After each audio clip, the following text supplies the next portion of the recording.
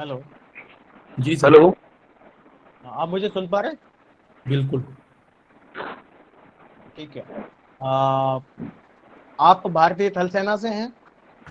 जी sir. Okay. मुझे बताइए कि सिविल प्रशासन और सैन्य प्रशासन में क्या फर्क महसूस करते हैं आप? सर सेना के अंदर जो स्टैंडिंग ऑपरेटिंग प्रोसीजर्स के तहत सेना चलती है पीस और फील्ड के अंदर। और सिविल प्रशासन में ना सिविल ऑर्डर्स चलते हैं, वहाँ सैन्य ऑर्डर्स चलते हैं सर।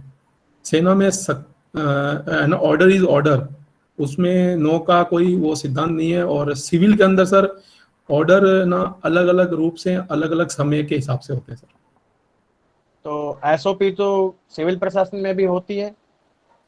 आप जब मूल निवास बनाने जाते हैं तो उसके लिए निश्चित एक प्रोसीजर फॉलो करनी होती है, और जो बनाने वाले लोग हैं उनके लिए भी कोई एसओपी है क्या? किन के लिए सर? सेना के लिए सर? ना, मैं सामान्य जो आपकी प्रशासन की बात करता हूँ, सिविल प्रशासन में। यहाँ पर आप तहसील में कोई काम के लिए जाते हैं तो उनकी एक प्रोसीजर होती है कि भाई इस टाइम फ्रेम में आपको ये सेवा प्रदान करनी है। सर उनका भी एक प्रोसीजर है, क्योंकि जो डिजिटाइज सिस्टम है हमारा, जनसंपर्क पोर्टल के माध्यम से हम कहें तो हेलो। उसके हिसाब से या ई मित्र के हिसाब से जो काम होता है तो हेलो। वो एक लिमिटेड टाइम फ्रेम के अंदर वो है ना दिया जाता है। की आवाज कम कर देते हैं। और इसका कौन सा ऐसा कोई कानून भी अस्तित्व में है जो आपको लिमिटेड टाइम फ्रेम में सेवा दिए जाने के लिए प्रावधान करता है? सर सिटीजन चार्टर है जो राजस्थान में है सर, उसके तहत क्या एक सौ क्या नाम है उसका? सर सिटीजन चार्टर कहते हैं सर, 2011 का है ये। और ये लोक लोक सेवा गारंटी अधिनियम सुना है आपने? जी सर, लोक सेवा गारंटी अधिनियम। ओके। चलिए अब अलग विषय पे बात करते हैं। करप्शन के चार्जेस भी सेना में अभी सुनने को आ रहे हैं, तो अ, अवगत है आप इससे? सर करप्शन के चार्जेस सर बिल्कुल लगते हैं सर, समय समय पर। तो हालिया कुछ आपने घटनाएं सुनी हो, कुछ उल्लेख करना चाहेंगे उनका, क्या किस क्षेत्र में ये चार्जेस लगे? सर पर्टिकुलरली अभी रेफाल का जो इशू चल रहा है उसमें दसोल्ट एविएशन में बताया गया है कि उसके बीच में कोई कमीशन एजेंट थे जिनको ये कमीशन मिला है। तो 10 साल इसी का मुख्य अभी सर चल रहा है सर। एक सैन्य भर्तियों को लेकर भी कुछ मुद्दा काफी चर्चित था। सर उसके बारे में मैं अनभिज्ञ हूँ सर, सॉरी। अच्छा, क्या रीजन है? सेना में भ्रष्टाचार तो बिल्कुल नहीं होना चाहिए, देश की सुरक्षा से जुड़ा हुआ मसला होता है, इसमें भी करप्शन के चार्जेस लगते हैं। इसके पीछे रीजन क्या है बेसिक, मुझे आप ये बताइए। सर सेना में सर हर कोई सिस्टम है उसमें सर सुधार की गुंजाइश रहती है, मुझे लगता है। अ, ये जो करप्शन का इश्यू सर ये आज से नहीं है, ये जब से हमारी यानी सोसाइटी बनी है उस समय से ये करप्शन का कहीं ना कहीं एक यानी समाज के अंदर, चाहे हम इसको है ना कहें, लेकिन ये एक समाज का अंग है। अब इसमें यह है कि सेना इससे अछूती नहीं रही सर। सेना के अंदर भी जब पावर आती है किसी आदमी के पास और उसके ऊपर कोई डिग्निफाइड अथॉरिटी, उसके ऊपर चेकिंग अथॉरिटी नहीं होती है, तो वो करप्ट प्रैक्टिसेस के अंदर सर वो इन्वॉल्व हो जाते हैं कई लोग। तो सर सेना भी इससे अछूती नहीं रही है जहाँ तक मैं समझ पा एक रहा हूँ। एक और बड़ी चिंताजनक बात सेना में सुनने को मिलती है कि हम देखते हैं अक्सर जवान हैं वो सुसाइड करते हैं, आत्महत्या करते हैं। इस आत्महत्याओं के पीछे रीजन क्या है? सर जहाँ तक अभी आत्महत्याओं के जो है ना केसेस बढ़ रहे हैं सेना में, तो इसके अंदर प्रमुख रीजन एक तो सोशल मीडिया का है सर। जवान हाईएल्टी और सदूरपुर एरिया के अंदर जहाँ पे पोस्टेड रहते हैं तो उनको छुट्टी भी कम मिलती है। तीसरा रीजन मैं सर कह सकता हूँ कि कई घरेलू समस्याएं ऐसी होती है जो कि वो वहाँ पर ड्यूटी पर रहते हुए सॉल्व नहीं कर पाता। चौथा सर हाईएल्टी में प्रेशर और अधिकारियों का प्रेशर और 24/7 की जो साइकिल है जॉब की, ये भी एक सर कारण है। अच्छा, क्या सॉल्यूशन सरकार ने तलाशने का प्रयास किया है, सेना ने तलाशने का प्रयास किया है? ऐसा कुछ आप को जानकारी है? सर सेना में सर स्ट्रेस मैनेजमेंट के लिए सर कई बार है ना सेना के स्तर पर क्लासेस चलाई जाती हैं यूनिट लेवल पे जवानों के लिए। दूसरा सर उनके लिए मोटिवेशनल, जो धर्मगुरु हमारे सेना में, वो मोटिवेशन हर संडे को क्लास लेते हैं। और जब मंदिर की एक पूजा की परेड होती है सर, उसके अंदर 1 घंटा वही चलता है कि आपको कैसे मोटिवेट रहना, अपने आप को कैसे सुरक्षित रखना है। और जो दुष्प्रचार है, चाहे वो सोशल मीडिया का हो या और अन्य कोई, तो उनसे भी हमें दूर रहना है। तो ये सब सेना कर रही है सर। एक social media messaging app launch की थी सरकार ने, भारतीय थल सेना ने, सॉरी भारतीय सेना ने, ओवरऑल तीनों सेनाओं के लिए। वो मैसेजिंग ऐप को जानते हैं आप? सोशल एप्लीकेशन कुछ था ऐसा, जैसे फेसबुक व्हाट्सएप होता है वैसे। सर उस मैसेजिंग ऐप के बारे में मुझे ध्यान नहीं सर, सॉरी। अच्छा, ओके। चलिए, एनसीसी की आवश्यकता क्या है हमें? सर ग्रास रूट पे जो काम है, जिस प्रकार है ना sir, nursery pre nursery first class में बैठने के लिए बच्चे के अनिवार्य है, उसी प्रकार सर एनसीसी सेना में जाने के लिए शारीरिक बल और आदमी का विवेकपूर्ण ना जो निर्णय, और सबसे जरूरत है जो आपने अभी सर फरमाया कि जो स्ट्रेस को झेलने की एक शक्ति, वो सब ट्रेनिंग से पूर्व एनसीसी में करा दी जाती है, जिससे एक ट्रेंड सोल्जर होने में ज़्यादा समय नहीं लगता सर। अच्छा, तो क्या यदि जंग के हालात होते हैं तो इनको, एनसीसी के जो जवान हैं, इनको जंग में इस्तेमाल किया जा सकता है? ऐसी कोई स्पेसिफाइड हमारी कोई पॉलिसी है? सर ऐसी पॉलिसी जहाँ तक है मैं समझ पा रहा हूँ, मेरे ध्यान में नहीं है।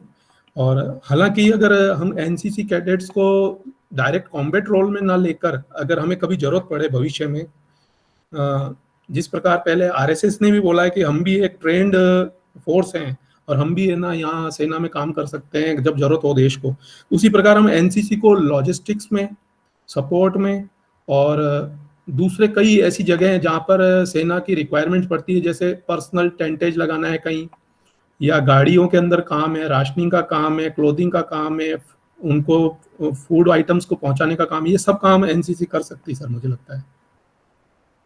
ठीक है, चलिए। मेरा अंतिम सवाल है, बलूचिस्तान को लेकर काफी चर्चा रहती है कि बलूचिस्तान के मुद्दे पर भारत को हस्तक्षेप करना चाहिए। तो आपका क्या पक्ष है इस पर्टिकुलर इशू पे? सर जिस प्रकार पाकिस्तान इंडिया के ऊपर कई बार आरोप लगा चुका है कि बलूचिस्तान में भारत उसके वहाँ के जो बलूच नेता हैं उनको सपोर्ट करता है, और वहाँ जो उनकी आज़ादी की आवाज़ है उसके लिए भारत उनको, हमारे प्रधानमंत्री, माननीय प्रधानमंत्री जी ने भी कई बार इस मुद्दे को उठाया है कि उनको उनका हक मिलना चाहिए। तो मुझे लगता है सर, जिस तरह चाइना कश्मीर के अंदर कर रहा है, और और पाकिस्तान कश्मीर में कर रहा है, उसी तरह हमें रिवर्स पॉलिसी में हांगकांग है, मकाऊ है, उनका एरिया, बलोच है, इधर आज़ाद कश्मीर है, तो हम भी एक सर ये एक ऐसा मूव ले सकते हैं जिसके तहत सेना, सॉरी, जिसकी तरह उनकी पॉलिटिकल जो लाइन है उनको हम प्रेशर में ला सकते हैं सर। ओके, चलिए। अंतिम सवाल है, एलओसी और एलएसी के बीच में क्या फर्क है? अक्सर हम सुनते हैं, आप टेक्निकल बातें जो भी हैं आप मुझे संक्षेप में बता दीजिए। Sir LAC line of actual control, जो भारत पाकिस्तान 1948-71 के अंदर जहाँ पे फोर्सेस लड़ाई के बाद रुकी यूएन के इंटरफेरेंस के बाद, दैट इज एलएसी, वो भारत पाकिस्तान के बीच में, और एलओसी भारत और चीन के बीच में, और एलओसी काफ़ी बड़ी है एलएसी से, और ये हमारा सर बायलेटरल समझौता हो रखा है 2013 में बॉर्डर का, कि जहां पर यथास्थिति उसको मेंटेन रखेंगे, दैट इज एलओसी सर। तो भारत और पाकिस्तान के बीच में एलओसी है कि एलएसी? आप दोबारा इसको एलएसी, एलएसी सर। उल्टा बोल गए आप वक्त ले सकते हैं, सोच के बताइए मुझे। एलओसी भारत और पाकिस्तान के बीच में है कि चाइना के बीच में है? एलओसी। एलओसी सर इंडिया और पाकिस्तान के बीच में है, और LAC इंडिया और चाइना के बीच में। Sir thank you so much, आपने मुझे अवगत कराया, थैंक यू। Thank you. आगे शुरू कीजिए, नेक्स्ट मेंबर। जी सर, नमस्ते सर। सर नमस्कार, my self sir Dilip Singh. अच्छा सर, आप नागौर के रहने वाले हैं? जी अच्छा, नागौर से अभी एक जो है वायुसेना की एक पायलट है, बड़ी चर्चा में थी, आपको पता है उनका नाम, जिन्होंने फ्लाई पास्ट किया था 26 जनवरी को? जी सर, उन्होंने लीड किया था हमारे एयरफोर्स कंटिजेंट को, लेकिन सर उनका मैं नाम अभी याद नहीं कर पा रहा हूँ। स्वाति राठौड़ नाम है। जी, स्वाति राठौर सर। अच्छा, एक अभी महिलाओं से लेकर आर्मी के अंदर दो बड़े फैसले किए गए हैं, आपको पता है कुछ? सर सुप्रीम कोर्ट ने 2019 में जो परमानेंट कमीशन का ऑर्डर दिया है वो सर, उसके रिगार्डिंग आप कह रहे हैं? जी बिल्कुल। इसके अलावा एक आर्मी में महिलाओं को बढ़ावा देने के लिए एक और कदम उठाया गया, आपको पता है? जी सर, कैबिनेट ने सर एक अप्रूवल दिया है कि कॉर्प्स ऑफ मिलिट्री पुलिस के अंदर 2036 तक जो भारतीय सेना में सर 100 लेडीज का कंटिजेंट हर साल लिया जाएगा। 1700 CMP में भर्ती होगी sir, as a PBR, personal below other rank. अच्छा, एक ये शायद स्कूल, जो सैनिक स्कूल होते हैं, उसमें भी कोई कोटे की बात की गई है क्या? सर अभी रिगार्डिंग कोविड सर, प्रधानमंत्री PM केयर योजना के अंतर्गत आप कहना चाह रहे हैं सर? जी नहीं, अभी हाल ही में ये घोषणा की गई, एक 10% सीट है वो गर्ल्स के लिए रिजर्व होगी सैनिक स्कूल में। जी सर, मैं sir thank you sir for remembering. Sir 10% quota उनके लिए दिया गया जी बिल्कुल। अच्छा सर, आप मुझे ये बताइए कि सर आपको कहीं नहीं लगता कि नागौर जिले के आसपास जो है बीकानेर, जोधपुर और अजमेर जिले का होने के कारण जो है नागौर अभी उस हिसाब से डेवलप नहीं हो पाया है जैसा होना चाहिए था, आपको क्या लगता है? सर नागौर में सर कई इश्यूज हैं, जैसे कि ना ये फ्लोराइड का एक इशू है सर, कोविड बेल्ट है। दूसरा पानी का जो ग्राउंड लेवल वाटर है वो काफ़ी नीचे है, जिससे क्या है इंडस्ट्री यहाँ नहीं आ पाई है। और तीसरी सबसे बड़ी है, जैसे स्वच्छ भारत मिशन अभियान है, तो इसके अंदर भी नागौर का जो रैंकिंग है वो बहुत नीचे है। हाल फिलहाल जो हमारे वहाँ कलेक्टर हैं जितेंद्र कुमार सोनी जी, उनके द्वारा काफ़ी अच्छे काम किए जा रहे हैं, और मुझे आशा है कि सर नागौर उस दौर से निकलकर नए दौर में आएगा सर। आज का न्यूज़पेपर पढ़ा है आपने? जी सर। अच्छा, फ्रंट पेज क्या था आज के न्यूज़पेपर का? फ्रंट पेज पे सर राफाल की न्यूज़ थी सर, पत्रिका नहीं, की। बिल्कुल फ्रंट पेज, चाहे भास्कर हो चाहे पत्रिका हो। सर हमारे जो ड्रोन अटैक हुआ है सर, जहाँ तक मैं याद कर पा रहा हूँ, जम्मू के अंदर, वो न्यूज़ होनी चाहिए सर। इस आज डेल्टा प्लस को लेकर एक विज्ञापन छपा है राजस्थान सरकार के द्वारा। जी सर, वो सर टॉप में आया है, कोवी सेल्फ जो एंटीजन टेस्ट है ना, घर पे हम कर सकते हैं। उसके बाद अंदर एक, जी आज का एक न्यूज़पेपर था, उसके अंदर डेल्टा प्लस वेरिएंट से रिलेटेड जो गवर्नमेंट का एक एडवर्टाइजमेंट आया है, उसके अंदर एक राजस्थान के अंदर जीनोम सीक्वेंस के लिए एक लैब स्थापित की गई है, उसके बारे में बताया गया था, आपको पता है कहाँ की गई है? जी sir, sir genome sequencing lab sir अपने SMS हॉस्पिटल जयपुर में सर स्थापित की गई। और अभी आपको पता है कि हमारे रक्षा मंत्री किस जगह पे अभी दौरे पे हैं और किस कारण से गए वो? रक्षा मंत्री सर अभी लद्दाख, सॉरी, चाइना बॉर्डर पे सर,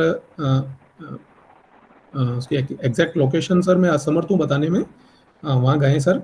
उसके हमारे मनोज मुकुंद नरवणे जो जनरल साहब हैं वो साथ में हैं, और सर वहाँ पर कई जो BRO के प्रोजेक्ट्स हैं उनका इनोग्रेशन होना था, तो उसके रिगार्डिंग गए सर। अच्छा, आज एक आर्मी के एयरबेस पे अटैक हुआ था ड्रोन के माध्यम से, उसके अंदर एक LED बॉम्ब का यूज़ किया गया था सर। ये LED बॉम्ब क्या होता है, आपको पता है? जी सर, जिस आप बता रहे हैं मैं समझ पा रहा हूँ सर, IED वो कह रहे हैं शायद आप, उसमें इम्प्रोवाइज्ड एक्सप्लोजिव डिवाइस, तो उसका इस्तेमाल किया गया सर। ये किस बेस पे काम करता है? सर ये जो सर एक्सप्लोजिव होता है, इसको इम्प्रोवाइज किया जाता है, यानी इसको बनाया जाता है, और बनाकर इसके साथ में कुछ सिस्टम ऐसा लगाया जाता है कि जहाँ पर इसको ड्रॉप करना वो वहीं फटेगा सर।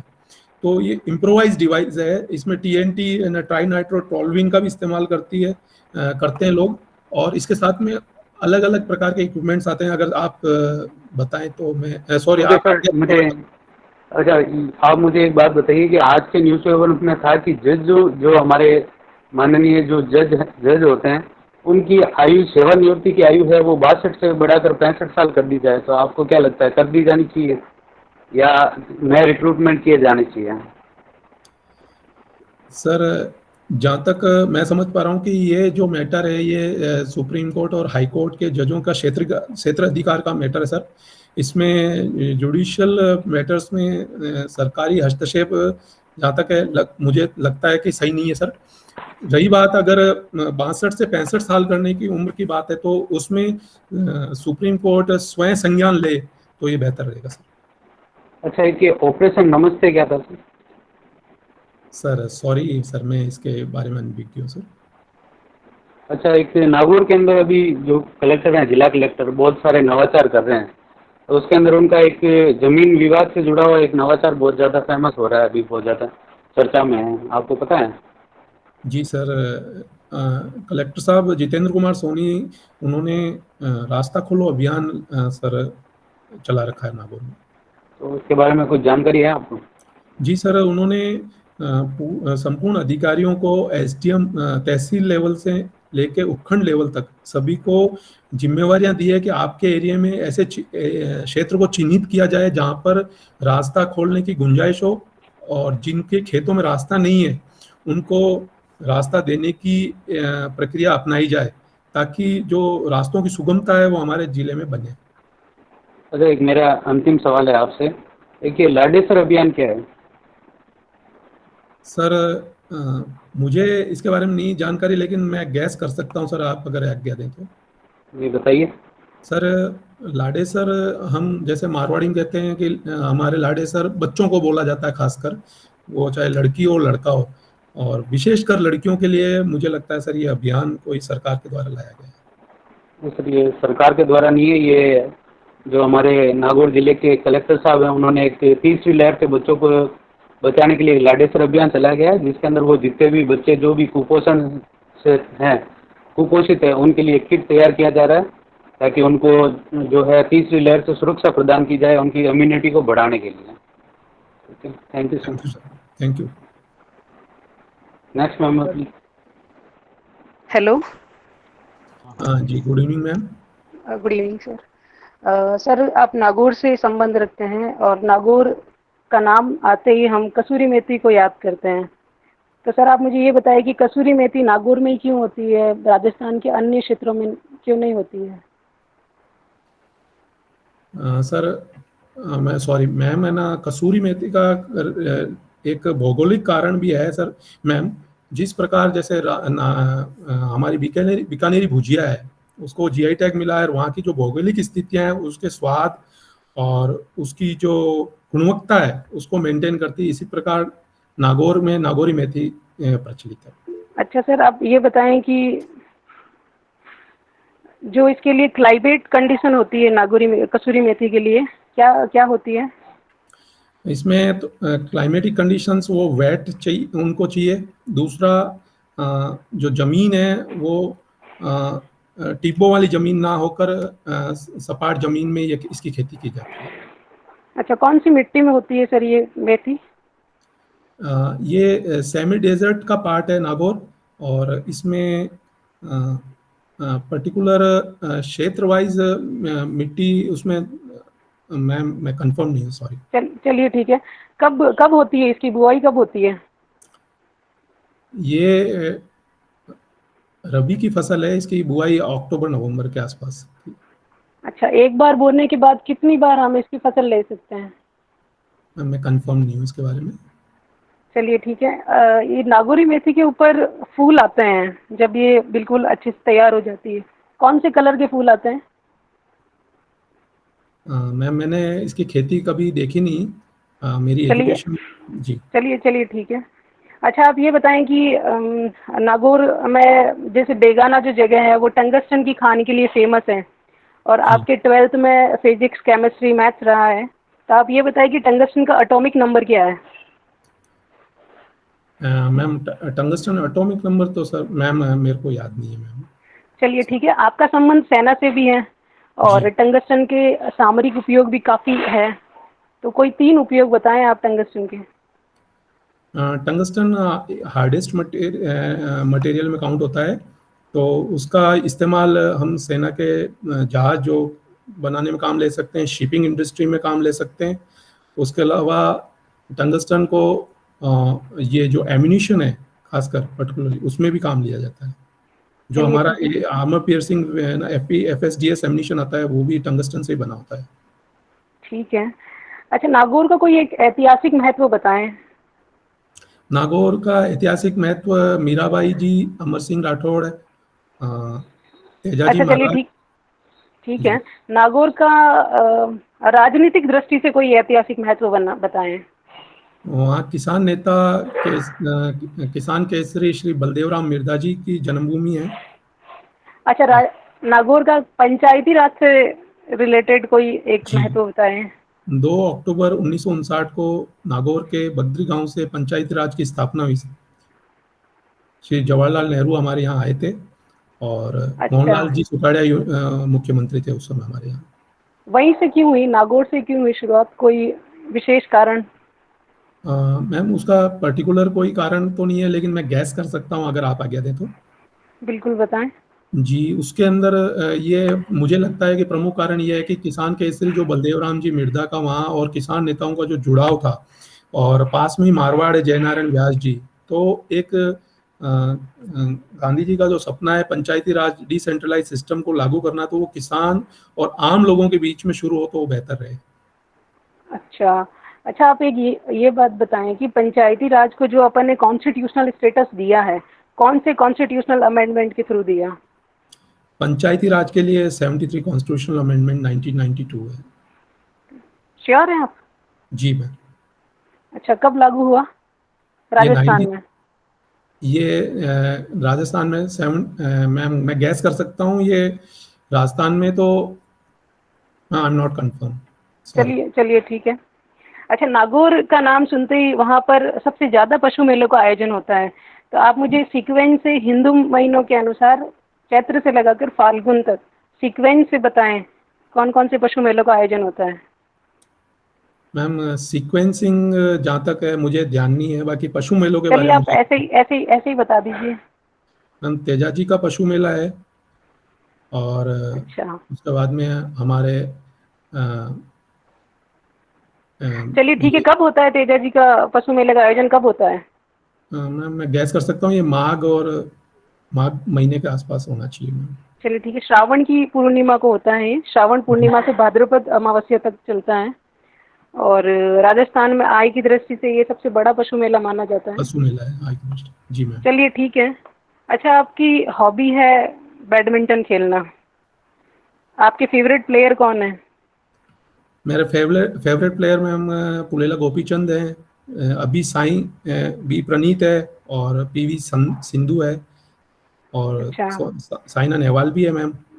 अच्छा, साइना नेहवाल के कोच का क्या नाम है?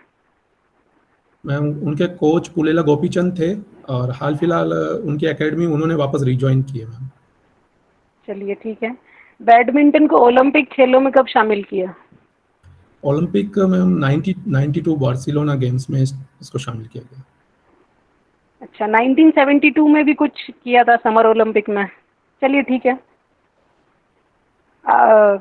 खेल के क्षेत्र में दिया जाने वाला सबसे बड़ा पुरस्कार कौन सा है? राजीव गांधी खेल रत्न पुरस्कार, भारत सरकार। अच्छा, किसी भारत के कितने बैडमिंटन प्लेयर को ये पुरस्कार मिला है? बैडमिंटन प्लेयर में मैम ये